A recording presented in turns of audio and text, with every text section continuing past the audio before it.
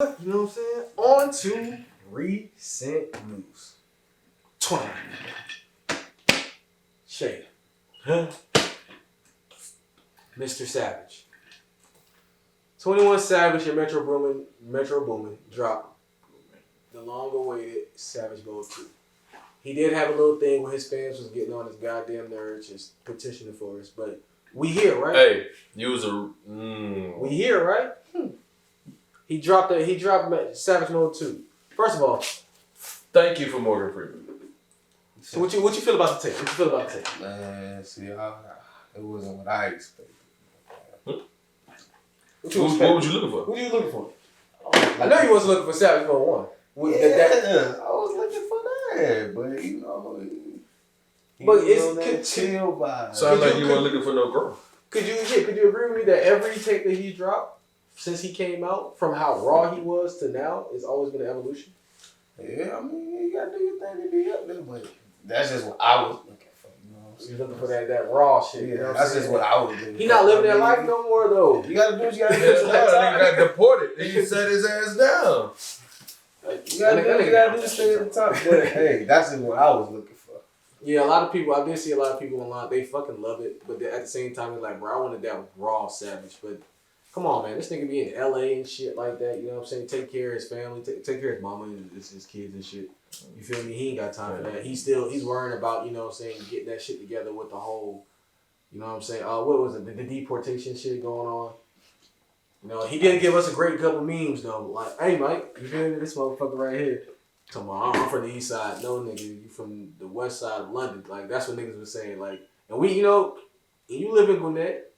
If you lived out here for, like, in the last 10 years, you knew that this nigga he lived over here and shit like that. But, you know what I'm saying? I think the project was pretty good. I love the growth on it. I love the fucking fact, like how you just said, Morgan motherfucking Freeman over here. And he did get on live and say, y'all niggas can't even call Morgan Freeman.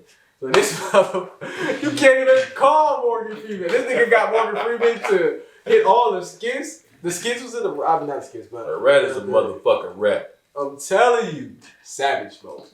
Morgan Freeman sounds perfect on everything, man. Come on, man.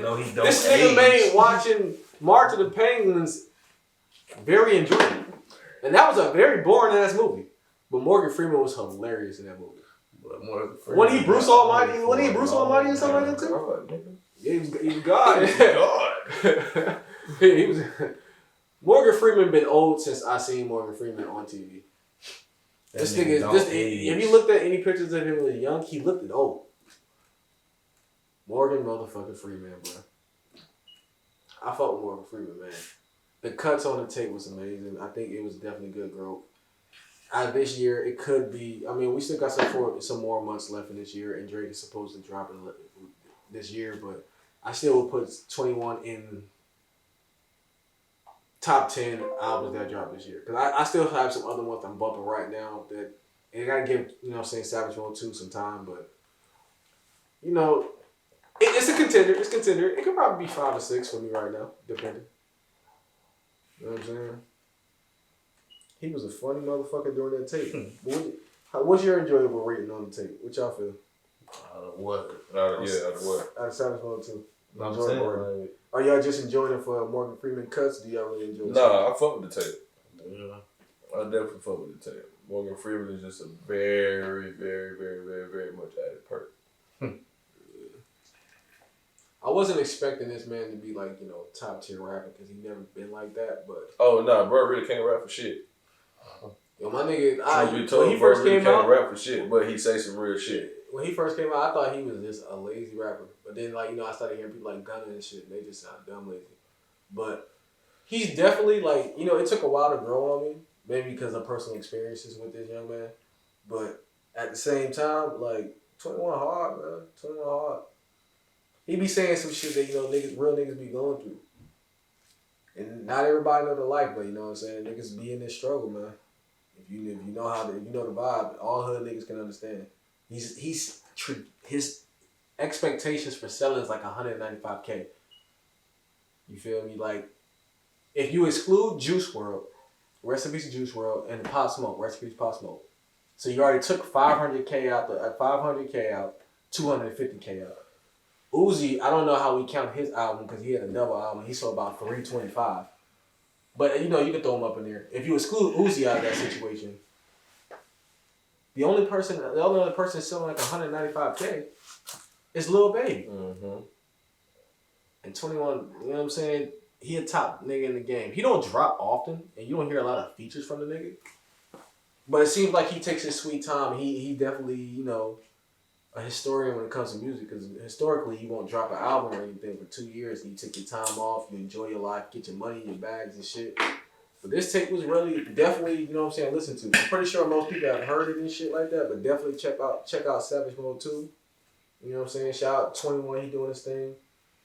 I don't think he would. I personally don't feel like he did anything with what was his? I think that's his gang. Didn't he have a label? Cause I haven't heard from a lot of them niggas in that label. I don't know what the fuck. I don't know. He did have a line in there that said, "Man, I just rapping not with pop. My shit is pop," and he wasn't even trying. To be such an international icon across the world, to win a Grammy. Didn't he win a Grammy for Rockstar and a Grammy for A Lot? No.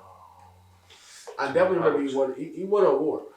Because I remember Joey Badass coming out saying, bro, I think it was Grammy. I got me a Grammy off of Rockstar too, because I wrote that with Post Malone. And since 21's featured on the song, he got one too. From 2016, well, I mean, you know, if you was in Atlanta, you knew about him from Atlanta. But from 2016, when he was on the Double XL freshman cover list, like, his trajectory right now is just through the roof. Shout out to him. I think he's gonna have another good 5-10 years in him, still dropping. You feel me? Because you know the life expectancy of people that's in music shouldn't go that far. They only really get you they really want you between 2 and 3 years. 5 is the max, but you have motherfuckers like Kanye, Drake, Wayne, and all them being 10 plus years in the game, still being able to be relevant and at the top of the game. Take some skill. Mm-hmm. And I think he's been paying his time. And shout out to Metro Boomin. It was a lot of different production on here too, but Metro Boomin just, I don't know, his shit just slaps. You know what I'm saying? Zaytoven was on the project too. Keep credit on the project too. And between Zaytoven and Metro Boomin, man, they like OGs in the game. In 808 Southside Mountain View. A lot of people are fly by the night. Shout out to Lex Luger too, man. I haven't heard him in a minute, but you know what I'm saying?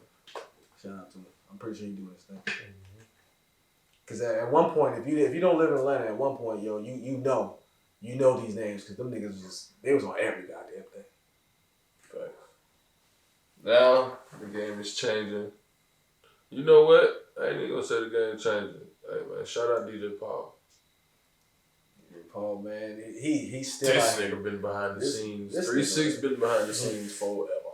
3-6 Mafia been influencing motherfuckers forever. Yeah, but now you got this new, you know what I'm saying, this new wave of producers. You know what I'm saying? You got Weezy. And Jetson made another one. Facts. Carter Wings. Shout out to the producers, man. They really be saving a lot of you niggas, man. A lot of you niggas, man. You know, that's another conversation right there, man. These Pierre Bourne, you know, too. These definitely be saving niggas, cause boy, they are saving the producers are literally saving these rappers, man. And I don't think they get enough credit for what they got going on, man.